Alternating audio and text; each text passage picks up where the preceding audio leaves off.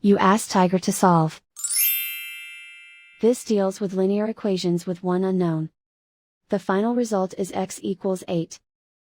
Let's solve it step by step. Group all constants on the right side of the equation.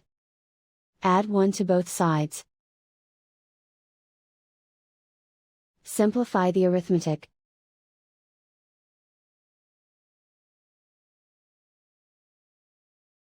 Isolate the x. Multiply both sides by inverse fraction 4/3.